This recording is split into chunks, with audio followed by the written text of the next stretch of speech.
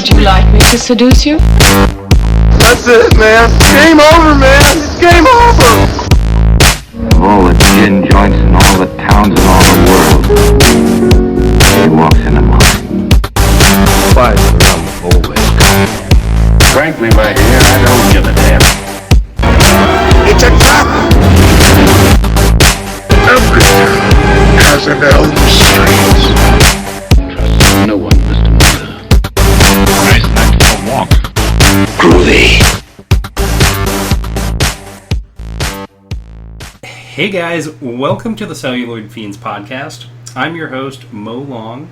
You can follow me at Mitchell C. Long on Twitter and Instagram. You can read my writing on film and a lot more at cupofmo.com. And as always, we really appreciate you listening. We'd also appreciate if you went over to the iTunes store and left us a review and subscribed. As always, I got my wonderful co-host Gabe here in the studio. Hey, what's up, Celluloid Fiends? If you want to go ahead and give us a like on Facebook, that would be great. And I'm really excited that tonight we have a special guest, one of my personal heroes, and someone that actually inspired me to start writing about film, Craig D. Lindsay. He's a film critic, pop culture journalist, and host of the Sour Hour. So I'll let him introduce himself a little more and tell the good people where they can follow him. This is Craig Lindsay, and I gotta say, hearing you refer to me as one of your personal heroes, don't know how to take that, especially considering where I am at this point, because I'm currently broadcasting from an old folks' home that I'm living in, and I'm just worried that just like I will definitely not live up to your expectations as a hero type person.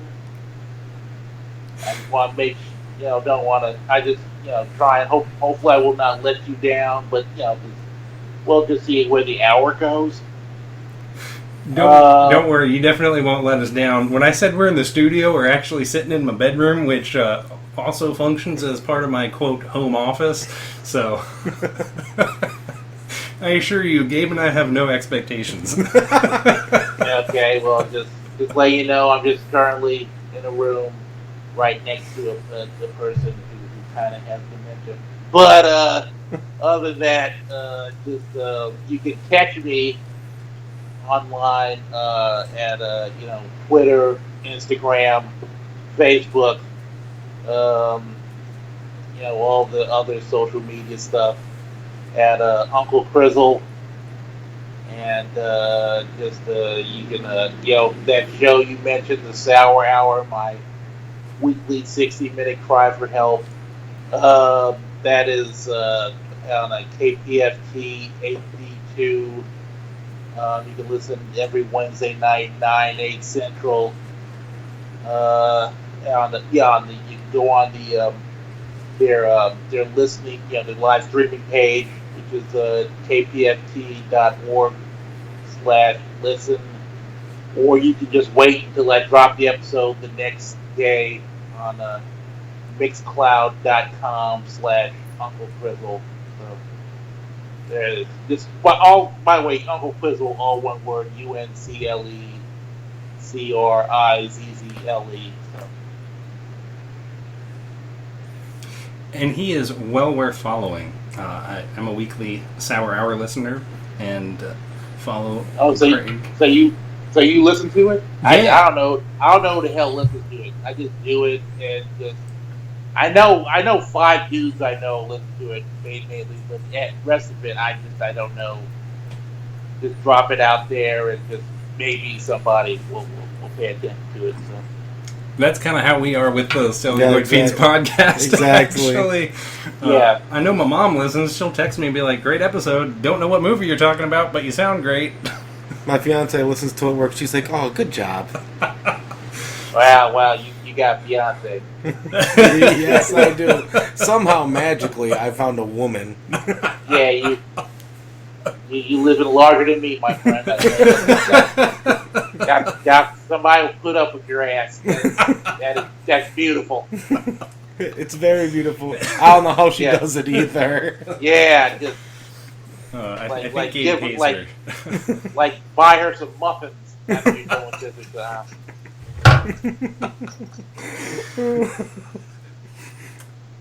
So tonight we're talking about Basquiat, and it debuted in 1996. Had a budget of $3.3 million and made about $3 million at the box office.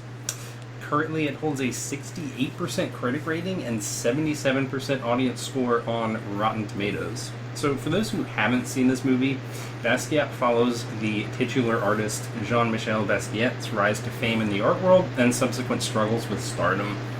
It was directed by Julian Schnabel and stars Jeffrey Wright, David Bowie, Dennis Hopper, Gary Oldman, Benicio del Toro, Claire Forlani, and Michael Wincott. So, I picked this movie, and I discovered it just a few months before we recorded this episode when a friend suggested that I watch it, and I was just blown away by how under the radar this movie is. I'd never even heard of it before, and it's just an all-around impressive film, so I thought this would be fun to delve into. I know this was Gabe's first time watching the movie. Yes, this was my first time watching the movie, and actually my first time hearing of the artist. Same here. But Craig, you interviewed Jeffrey Wright when Basquiat came out. Yeah, I interviewed him 22 years ago at my mama house. It was back in the good old days when, cause he had one line going through the house, and I just I just grabbed like a cordless phone and put my tape recorder on a pillow and had like the receiver on one phone, just listening, making sure that the tape recorder caught the conversation he and I were having. This was a very ghetto way to get interviews back in the day for me. But because it was about to come. I seen the movie 22 years ago, and this is actually my first professional year as a film critic, and the people that were handling publicity for the movie, they said, hey, you want to talk to Jeffrey Wright about the movie and everything, and I said okay, and that ended up appearing in a very I'm not going to say cheaply run African American publication, which is like the stories I can tell you just about that publication alone. But I was trying to just do some interviews with people and also be the film critic for it. But so that was just a long ago artifact from my early days as a film critic, trying to figure out what the hell to do. That's really fascinating. And so you interviewed right before the film came out? Yeah. Well, I think right before the film. I caught a screening. I actually caught a screening at the Museum of Fine Arts here in Houston. And here's a little side note: 10 years later, there would be a Beats of there was a Basquiat exhibit happening. That's like a traveling Basquiat exhibit. And the Museum of Fine Arts had it there in like 2005, 2006, and they to promote the exhibit, they were having this event called Beats of Basquiat, or Beats by Basquiat, on Saturday nights, where they would open up the museum and they would bring in special guest DJs and make it a whole big type of hip hop party thing. And I remember I went there one night, and it was a very interesting memory because the Basquiat exhibit was happening, and Peanut Butter Wolf. I don't know if you know that the DJ Peanut Butter Wolf from Stone's Throw. Oh yeah, I saw him at Moog Fest a few years back. He was phenomenal. Oh yeah. I actually interviewed him when he was there for Moog Fest.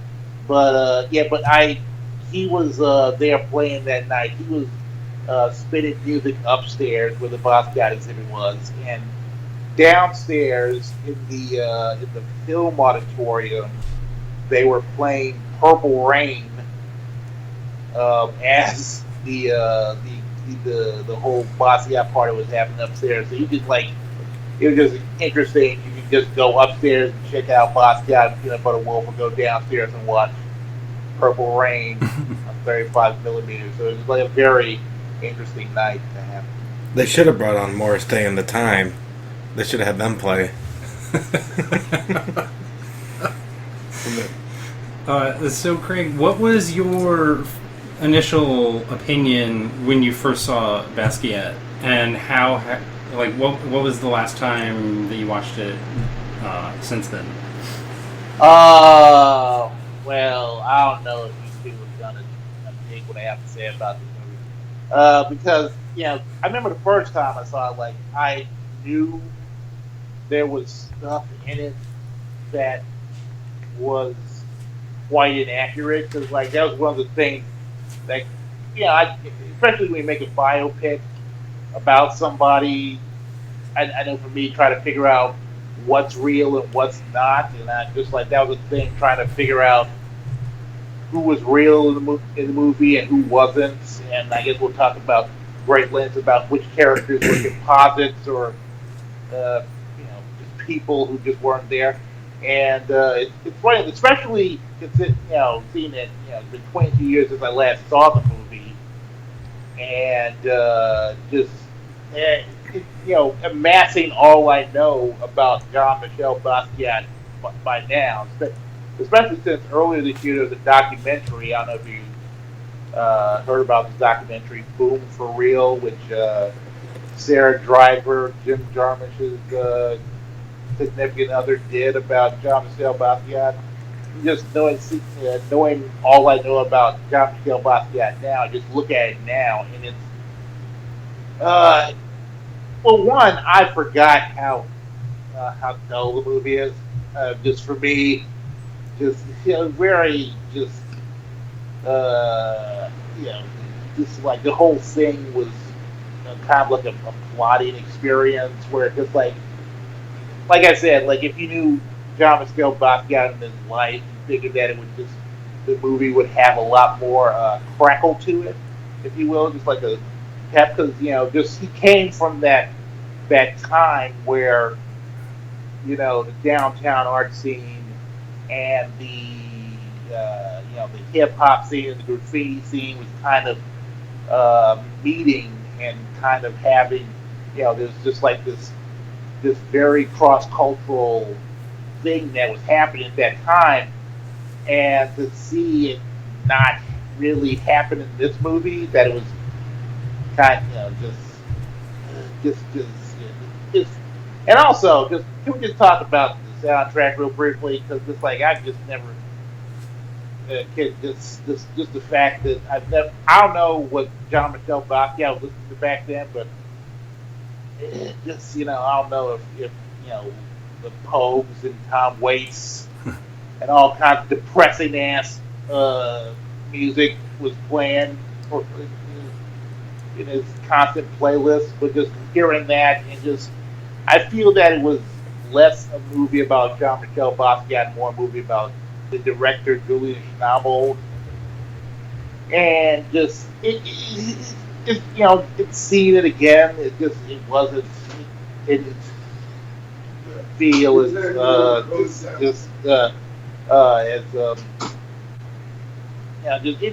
took a lot for me to finish the whole damn thing. Let me just say that.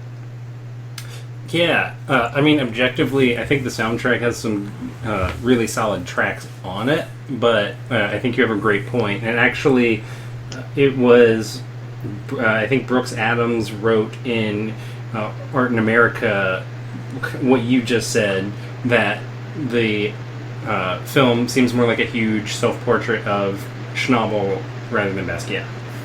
Yeah. Yeah, because Basquiat didn't, from what I can tell, didn't give a shit about surfing. So why the hell there's all a bunch of shots about surfing, but apparently Julian Schnabel enjoys surfing and waves and stuff. So about him. And that was actually an element in the film that I thought kind of lent it a creative twist, but I disliked all the surfing imagery because I didn't think it was very concrete. Like, I couldn't quite tell what it was trying to say. Yeah, it didn't seem to mesh well with what was really going on in the scenario. I always felt like it was a little forced. And Gabe, is the only one of the three of us that was watching this for the first time, what were your initial impressions? I'm going to be honest, I never heard of Jean-Michel Basquiat before I seen this film. I enjoyed the film for what it was. I went out and I looked, after the film, I went out and I looked at some of his art online, and I was very impressed by his body of work. And actually, me and my fiance went to the art museum this weekend, and they had some books on him there too. And she bought one, and I'm just learning more about him. So it definitely got me interested more into a new artist that I had not heard about before. So in that respect, I think it did its job, even though it may have not portrayed it in the right way. It still got me interested in a person I may have not heard about before. So you just gonna keep bringing up you got a woman throughout the whole entire episode? Hey, I got a fiance, later for you lonely ass bastards. Get some baby oil and call it night up in here. I'm gonna be honest with you both. I think she's just pity marrying me. Hey, nothing wrong with pity sex. Let me tell you that. Just like you, if I could meet one girl who was just like, be very fortunate enough to get me some pity sex on the side, I'd be at least somewhat happy about myself. Ladies, if you're listening, Craig's single. Craig's available. Yeah, single. Of course I'm single. I'm living in a friggin' old folks' home. But other than that, I mean, I'm glad that you have gotten more into Jean-Michel Basquiat, and as I'm saying, just knowing so much about. I don't know if it's just more like being an African American and always having always taking notice of African American artists, especially during that time. I know there isn't a lot, for a lot of people that may not know about him. This may be an eye-opening thing, but I just wish that if, Schnabel was just because I get the sense that he wanted to make more of a movie that wasn't so much accurate as just a feeling of how an artist is when he's doing art stuff. And I think he used Jean-Michel Basquiat for that. Just his rise and, of course, his fall, in his untimely passing, just using that as an example, not so much as delving into just basically what he was going, what he was during that scene at that time. Just if you learn, hopefully as you learn more about Jean-Michel being gay, you can learn just how bustling the scene he came out of was, and how the movie in a way feels kind of just cut off from that. Just because he wasn't the only guy coming up with inventive, different, subversive stuff back then. Oh, of course. There was a lot of people, even in music and art, they were all coming up during that time, especially in New York City. Like, hip-hop started to become more popular around that time, in the late 70s, early 80s. I know, definitely. Yeah, there was a lot of innovation, which was kind of spawning then, and like you said, New York was kind of a hub for a lot of that. But like Gabe, I hadn't heard of the artist before watching this film. I was like 6 when the movie came out, to carbon date myself a little bit. So. Oh, really? You were 6? Yeah. I was 20. Wow. You were 6, I was 20. And let me just say, on behalf of all the old people out here, just to tell millennials, y'all go fuck yourself. And just get off my lawn. You. For what it's worth, I'm an old soul, so I got that. Oh, Jesus.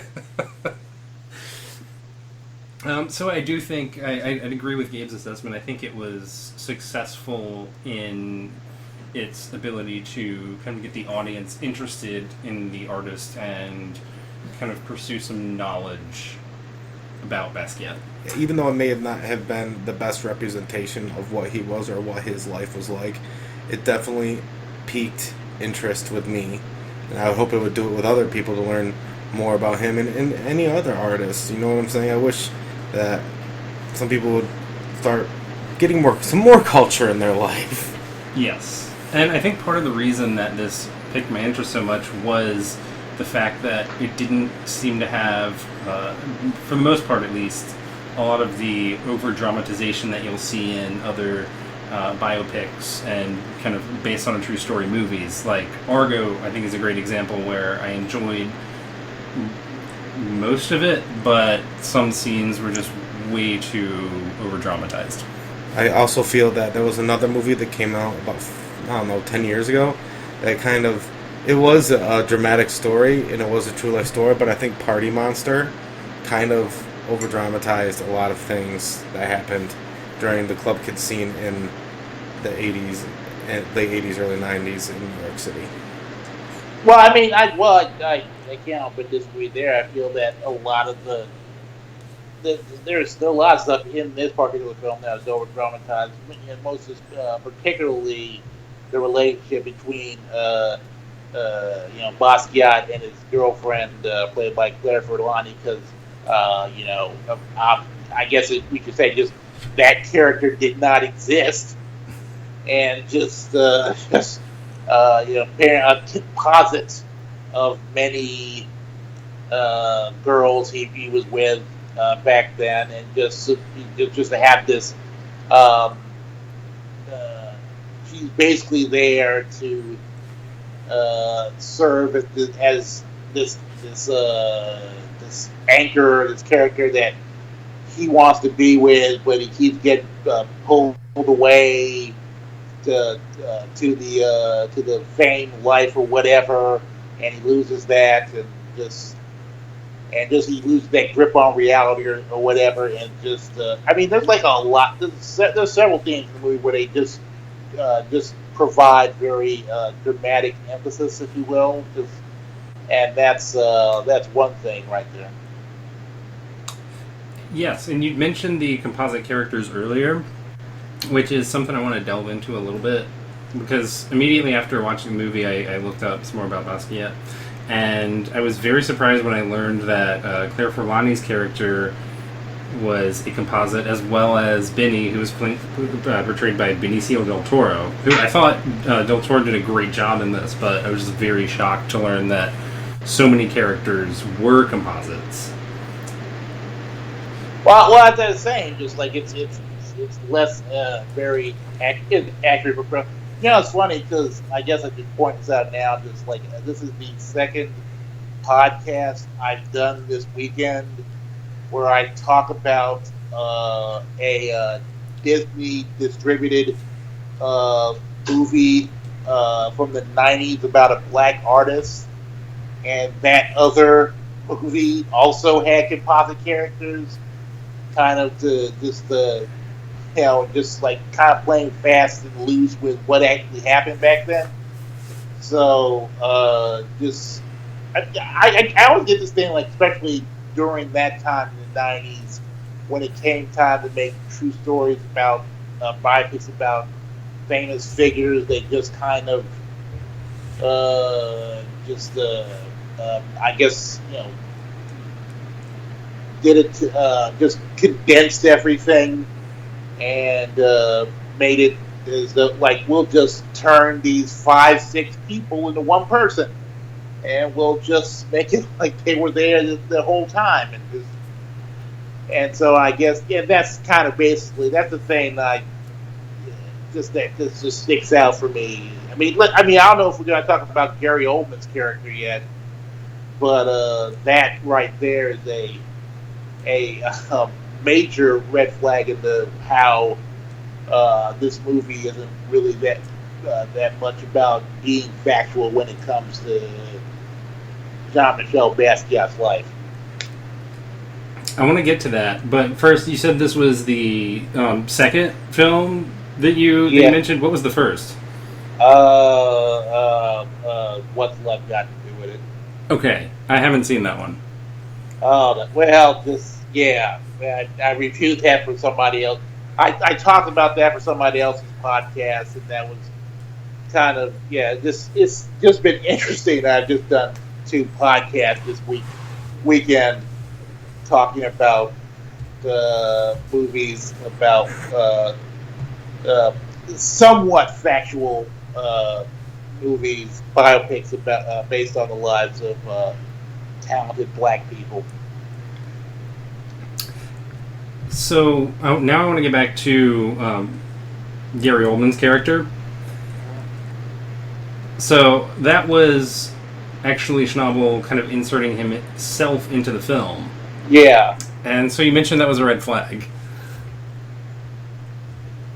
Well, yeah, just because it's most, especially the way the character kind of serves as this person who kind of near the end tries to get Basquiat to kind of he serves a purpose in Basquiat's journey somewhat, because throughout the movie he's kind of seen as this rival to Jean-Michel Basquiat, and like his he just pops up, and he's kind of and also if it wasn't that obvious enough that Gary Oldman's character is based on Schnabel, in the movie he brings out his character brings out his parents, who are played by Julian Schnabel's parents, and then later on brings his daughter out, which is played by, I believe, Julian Schnabel's daughter. So it's just like he's really let you know that character is based on him, and he's kind of and of course, of course, there's that scene where I believe Milo, Gary Oldman's character, and Basquiat are hanging out at his place, and he's feeding them spaghetti, and he's telling them how when you're a talented person. And my favorite line in the movie is what he says, which is basically, "You're a lot of your fans aren't even born yet," which is kind of like the Achilles heel of all artists looking to make something of themselves. Like, it isn't until you're gone that a lot of your work is more appreciated. So, like, he is a very central character that he presents. He basically says, like, he presents himself, Julian Schnabel, as this very pertinent figure in Jean-Michel Basquiat's life. And Schnabel actually appeared as like a waiter in the film. Yeah. So, I mean, this was like quite literally a Schnabel family film. Yeah. So, Gabe, you did not know that going in. Do you think that would have altered your impression of the film at all if you had that prior knowledge before watching it? A little bit. I feel that when a director goes that far to let you know that this is his piece of work, it kind of overshadows the subject matter in any film. But as I said before, I enjoyed the movie for what it was, and knowing that the director literally brought in his whole family to shoot scenes for this movie. And I get it, he loves his family and he may love himself, but I think that maybe this movie could have been a little better if he would have taken a little more thought into it and not make this a love. If he didn't break his arm jacking himself off, so to say. That's beautiful, man. That I love. Break his arm, jack himself off. I am stealing the hell out of that. That was a good one. Oh, thank you. Yeah. So, Gabe, did you have a favorite scene in the movie? I just kind of enjoyed the scenes with him and Warhol just painting together and the conversations they had together. And I don't know if they were necessarily accurate, but I just felt that they were very entertaining and interesting to see. And I also enjoyed the scene where he went into the restaurant and sold Andy Warhol like paintings for $20, but actually Andy Warhol's friend gave up the money for him. Bruno, who was probably a composite as well. Yes. No, that's apparently a real person. Oh, okay. Like I said, I spent considerable time trying to figure out who was real and who was not. So, Craig, what about you? Did you have a favorite or least favorite scene? As you said, like the Basquiat Warhol scenes were very good. I mean, and also it seems that David Bowie played perhaps the most accurate portrayal of Andy Warhol, because at least they hung out. And because I was wondering, would we be rating all the great Andy Warhol performances that have happened throughout history, film history, because I believe there's 5. Is that including Men in Black 3? Yeah, I was about to say, yeah. Bill Hader, I believe he did Andy Warhol in Men in Black 3. And, funny, that same year, 96, I don't know if you heard of this movie, there was that movie, I Shot Andy Warhol. I do. I have not seen it, but I have heard of that movie. I haven't seen it either. Lily Taylor played the feminist who shot Andy Warhol. I believe played by Jared Harris in that movie. And then there's also Factory Girl with Andy Warhol was played by Guy Pearce, and really, Guy Pearce? Yeah, Guy Pearce, and Sienna Miller played Edie Sedgwick, and let's not forget Crispin Glover playing Andy Warhol in The Doors. Ah, yes. Yeah, so I didn't know if you wanted to rate them all, or just who are your favorite Andy Warhol the only performances. I have seen the Doors movie, and I have seen Basquiat, and I have seen Men in Black 3. Men in Black 3 would probably have to be my least favorite. That one was pretty bad. Sorry, Bill Hader. And I would have to say Crispin Glover as Andy Warhol and The Doors would probably have to be number 2, and Basquiat and David Bowie as Andy Warhol would have to be my number 1. I think he did a fantastic job. Yeah, I would agree with you right there that David Bowie probably did Warhol the best. Just even he was him being an aloof character, he didn't seem to be as self-centered or as much of the other portrayals as had him. He's just like a guy who just around trying to do art. Well, even if you watch a video or anything with Andy Warhol, you'll see that he's a very aloof person, and I Yeah. think they got that portrayal of him pretty well. When he said even when he said the line, he's like, "We should go to Pittsburgh. I kind of grew up there." Yeah.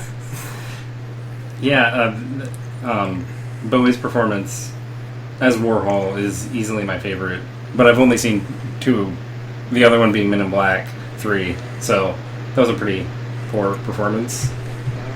I'm guessing, Craig, would that be at the bottom of your list of the Warhol performances?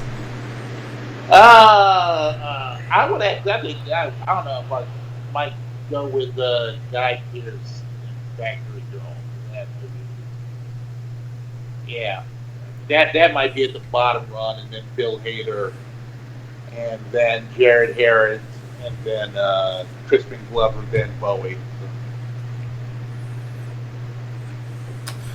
So one of my favorite scenes was where Christopher Walken plays a journalist interviewing Basquiat. Yeah. And that, I thought there was a lot to unpack. I think one line that really stood out to me was when he says, "Do you look at yourself as a painter or a black painter?" And Basquiat replies, "Are you a writer or a white writer?" But there were a number of reasons that this really stuck out. One was, I know some of this drew on kind of media that was actually coming out at the time, but also just like as a writer who has conducted interviews, and Craig, maybe you could talk about this as well, it kind of made me think about the journalist's importance in telling a story and kind of digging for answers versus drawing them out organically. Well, I kind of think that Christopher Walken was mostly there because his wife cast the movie. It's hard to just, not to separate that. Just also, it was just like a very odd scene to have in the middle of the movie. Just like, holy crap, what's Christopher Walken doing here? Why is his hair so wet? And what is that suit he's wearing? Yeah, and just like, I think it was just, it seems, once again, it's like one of those instances where they seem to pile on a whole bunch of stuff in one scene where they just like, let's just have this reporter who comes out of nowhere, just ask all these intrusive questions and just have it representation of how the media saw Jean-Michel Basquiat at that point. Because they could have made this Schneider could have made this a general thing throughout the movie, just how the media, because like they constantly talk about how the media portrays it, but there's not exactly an idea of how the media portrays it until that scene comes along, that very lengthy scene where Walker just asks him a whole bunch of questions. And so I guess that is just the idea of how the media was trying to go about presenting Jean-Michel Basquiat to the world. So. But I also saw that was almost like a style of the director, is he didn't want to create like a running theme with things. He just created scenes that would overdo it with that theme. I just kind of noticed that a little bit. Agreed. One scene that I actually thought was very over the top was when Basquiat visits Gary Oldman's house, and it was just ridiculous. Yeah, like the decor, and originally, when I first watched the movie, I was a little confused at first. I was like, are they just like in a museum eating spaghetti? And I was like, no, this is just dude's house. Like, who has a house like that, especially in New York? Well, of course, it wasn't necessarily a house. It was just like a space that, this it's another thing. Like when you watch movies set in New York in the 80s and 90s, like people just lived in spaces. It wasn't necessarily apartments per se. It's like the Janet Jackson Pleasure Principle video, where just rolling, just all dancing up and down this place. I'm like, she lives there. Just what is going on? So yeah, so I'm assuming this like that was just the idea that they were going for. That kind of makes sense. And it's funny that you mentioned about Christopher Walken's like wife being involved in casting, because one question I had was, why was Willem Dafoe in there for a hot second? I have no idea. Go ahead. Dude, you could say that about most of the cast. that is fair. It's like I was just watching the movie and I'm just like, what the fuck? Yeah, what's Tatum O'Neal doing in this thing? Just like what is Paul Bartle showing up? It's like all these people sprinkled into the damn movie. So it's not like those movies. These movies came out within the last 5 years, and they're called Valentine's Day or Christmas Day, and you'll just see the list that's like 8 pages long of actors you know. It's like Christopher Walken, Ashton Kutcher, everybody in the world that you know is in this movie. Yeah, and they'll just show up and they'll be like a waiter, and they'll have a 2-second conversation, and that'll be the end for them. And you'll be like, what the fuck? Are you saying this Basquiat is the Miramax version of the Jerry Marshall movie? That's what you're saying? Just that's their idea. I'm not saying that. I'm definitely saying the casting, other than the main actor, kind of felt like that a little bit. Well, I think it's also mostly because of just the cast. Like it's Julian Schnabel. He's a very well-known artist, so I'm assuming they called him a lot of favors. And especially, I believe it's like his big breakthrough film. So just like, of course, he's going to have all these different people show up and just do big parts in it, and of course have Parker Posey in the movie, because at that time it was the law, and just have all these different people appear in the film. Yeah, and Courtney Love was Big Pink, whose character seemed like, for the most part, completely unimportant and stuck in. Well, yeah.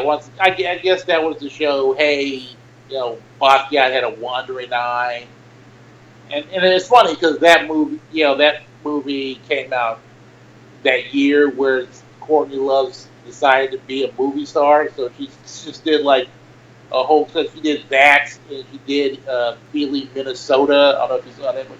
And then she did The People versus Larry Flint. So it was like all of a sudden, it's like, I guess Courtney Love's doing movies now. So. Yeah, I mean, I understood the kind of idea of what Big Pink was supposed to represent, but then when she shows up at the exhibition and Gina's also there, that just seemed a little unrealistic. And that was one place where I thought it was just a little too much drama. Yeah, who the fucking invited her? It was just like, how did you get like an invitation to her? But that whole scene, because that was supposed to be the big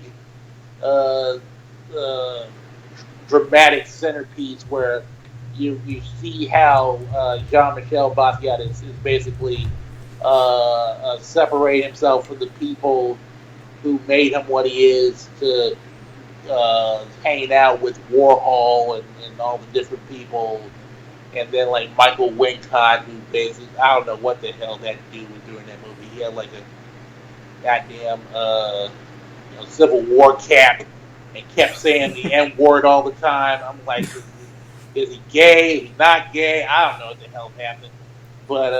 But apparently he's also based on a real person, Rene Ricard, who the very pretentious narration in the that he speaks in the movie that actually based on an article I believe he did in Artforum, and so apparently he served the purpose as well. I was baffled by his Civil War reenactment outfit as well. Yeah. Because I did look up Rene Ricard, and I couldn't really find anything about wearing a Civil War outfit Yeah. perpetually. So I guess that was just Schnabel's artistic touch, which Maybe permeates the maybe entire he film. really had a soft spot for the movie Gettysburg. I think Gabe's figured it out. Yeah. Okay. So, while we're talking about biopics and movies that are based on a true story or inspired on a true story, what, Craig, are your favorite films in that subgenre? Are you serious right now, man? I was not. I don't even. I'm trying to think.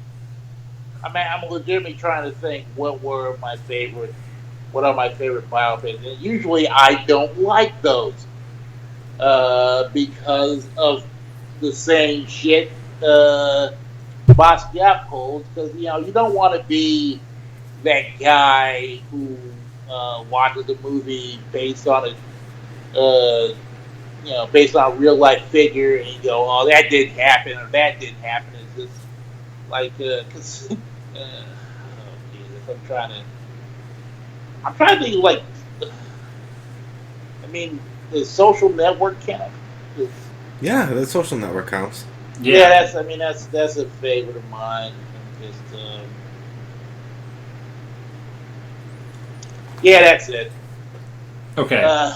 One of the reasons I actually posed that was Basquiat is one of my favorites, and it got me kind of reflecting back. And one thing that I kept realizing was I don't tend to appreciate that genre as much for a lot of the reasons that you're saying. So it was like a tough question for me to answer, so I thought it would be interesting to pose on the show. But it's because there's been times I've written about the whole concept of biopics and how mostly they come out, of course, during Oscar season. I once wrote how the road to Oscar gold is usually made on some dead dude's back, and just because I remember what was it, 2004, 2005. The 2004 that was the year of Ray and Kinsey and The Aviator and just a lot.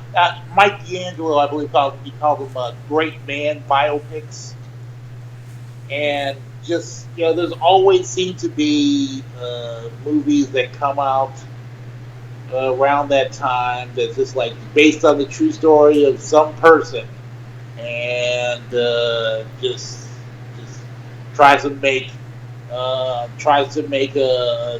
dramatic, cinematic stuff out this person's life, and you find, and it's almost like if you watch the movie and it makes you want to find out more about the person, and then you find out, fortunately, sometimes that the person's life was far more fascinating than the movie portrayed. Then maybe, I don't know, they just didn't have the rights to do stuff. I mean, like the artwork that Basquiat does in this movie is not exactly his, because the state wouldn't allow Julian Schnabel to use it. So Julian Schnabel had to go about making his own reproductions of Basquiat stuff. So this is hard to think. I mean, that is a good question. Like, what biopics actually did a good job of representing?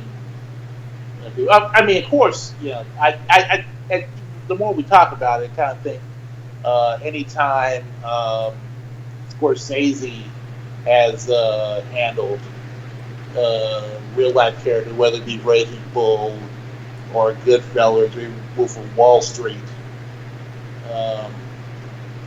those are usually well done, fact-based biopic stories.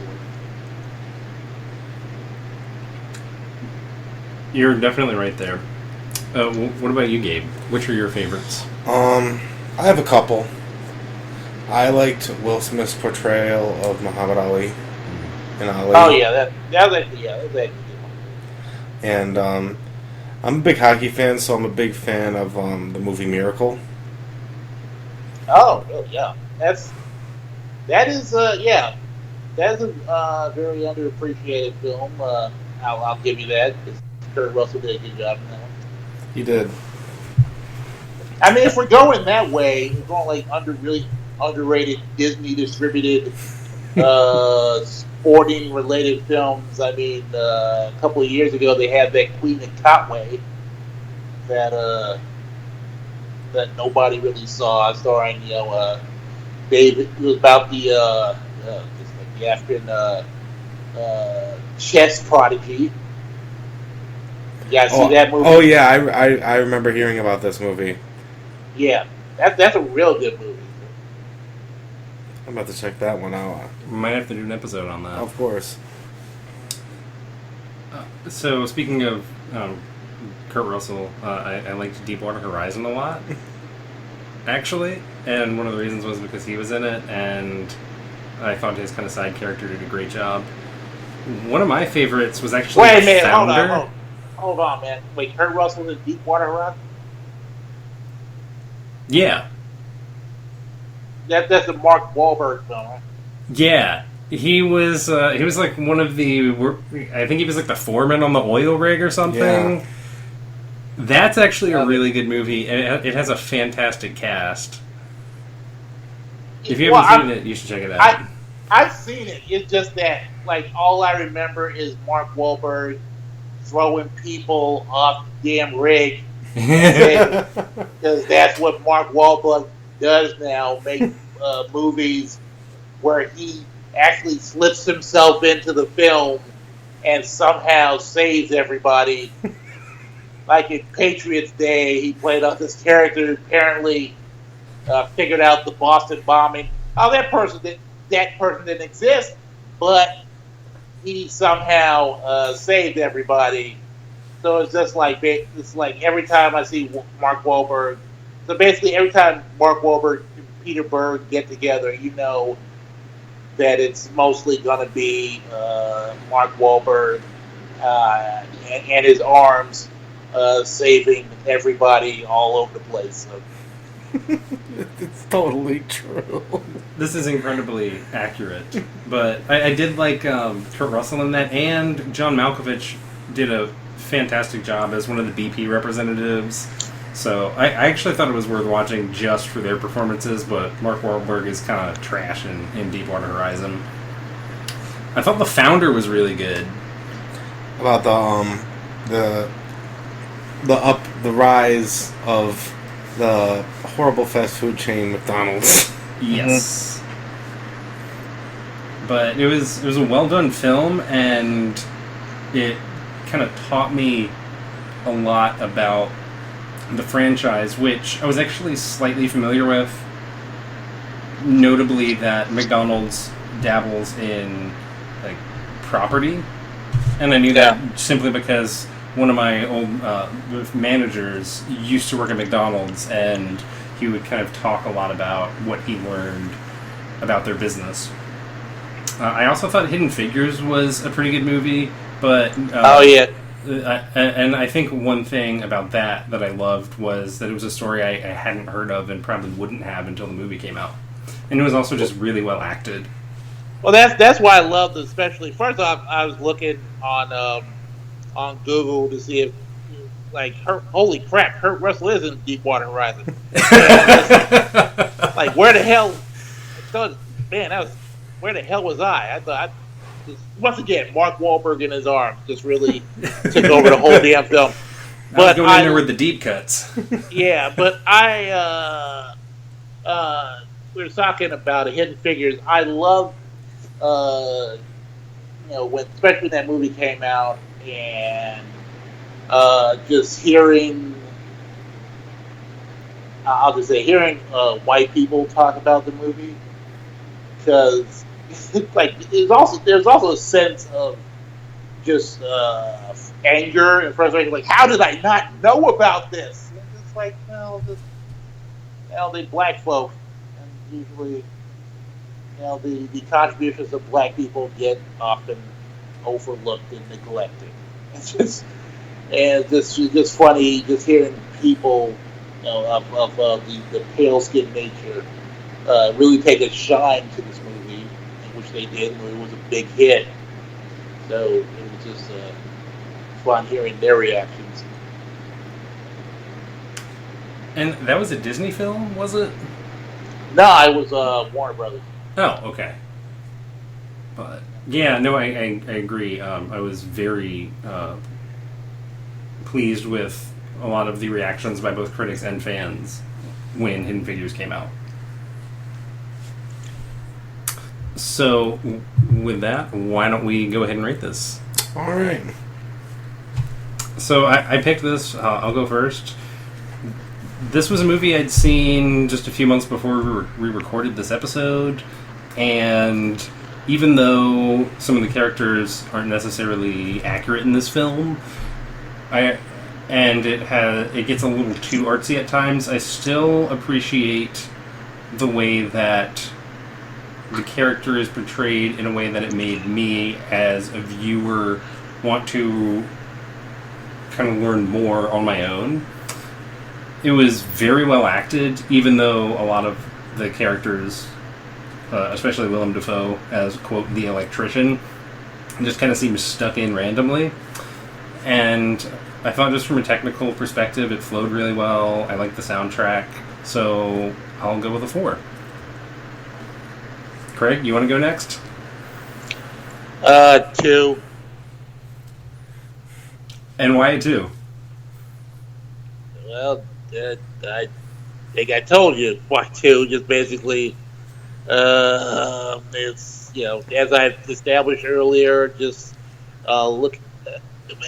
As I said earlier, I mean, it wasn't that exciting a film.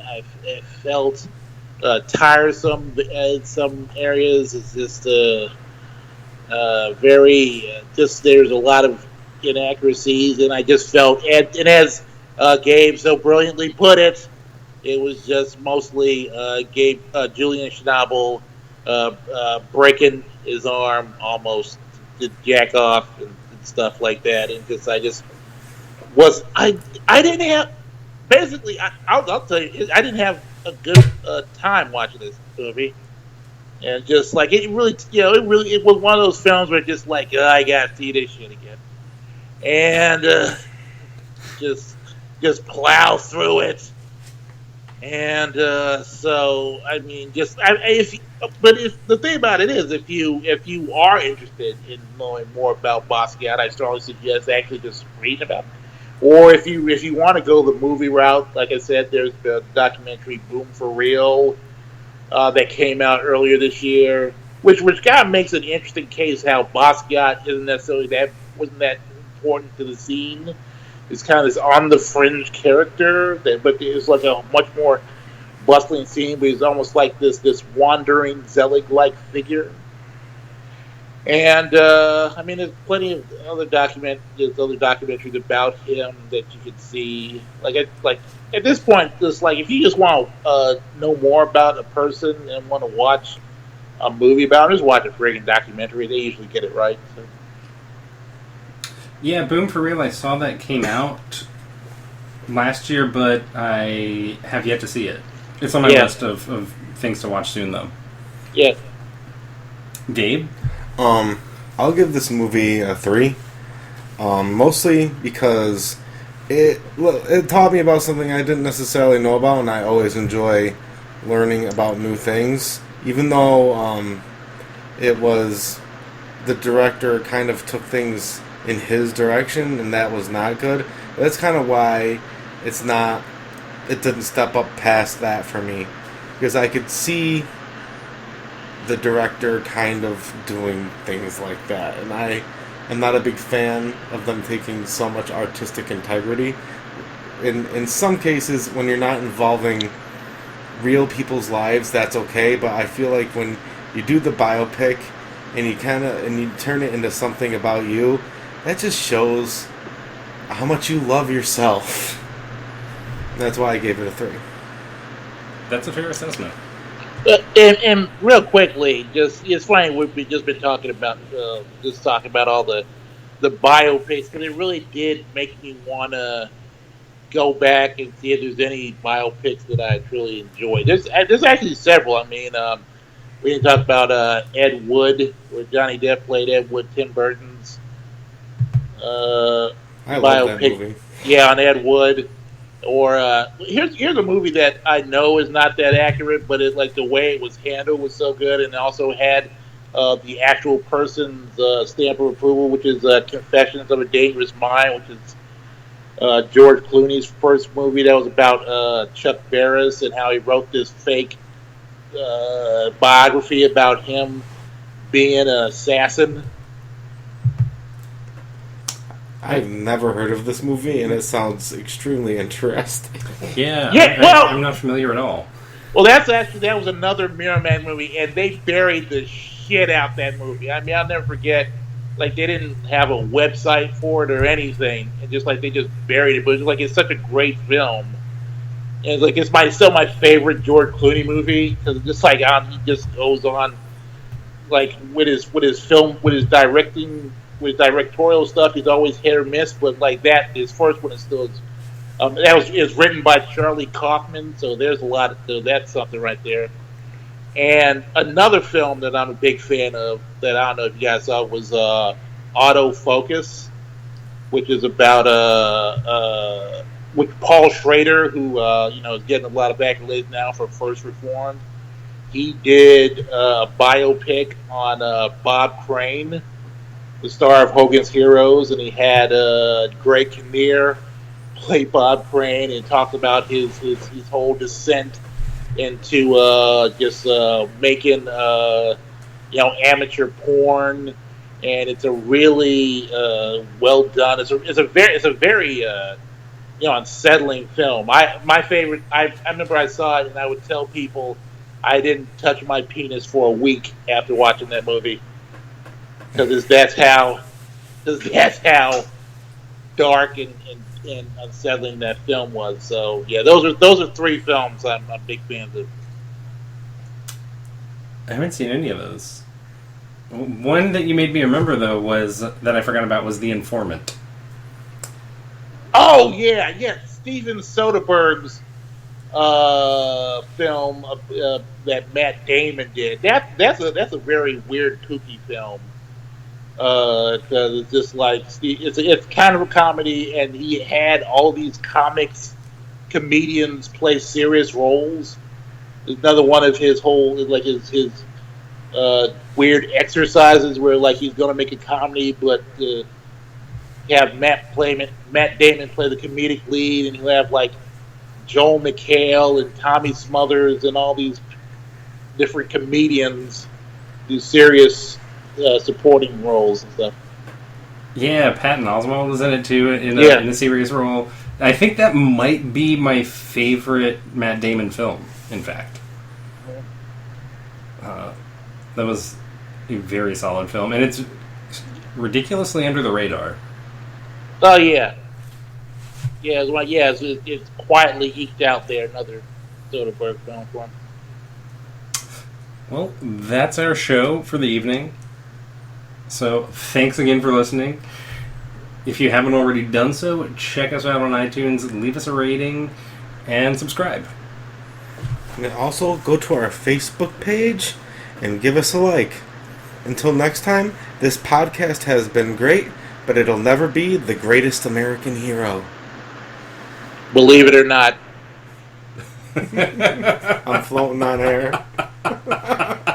Never thought I could feel so free. Flying away on a wing at a prayer. Who could it be? Believe it or not, it's just me. I had that 45 and everything, bitch. So just like you, I was a great American hero all the way. That's impressive. Mo has actually never seen The Greatest American Hero. I'm missing out. It comes on every Saturday on Heroes and Icons, that channel, so you can watch it there. Oh, I don't know if I have that, but I'm sure I could procure a copy. Yeah. In some fashion. That probably shouldn't be recorded. Yeah. Well, I mean, I believe it's on Hulu, so we can probably get it. Oh, I actually subscribe to that purely for Handmaid's Tale. Hell yeah. That's a good one.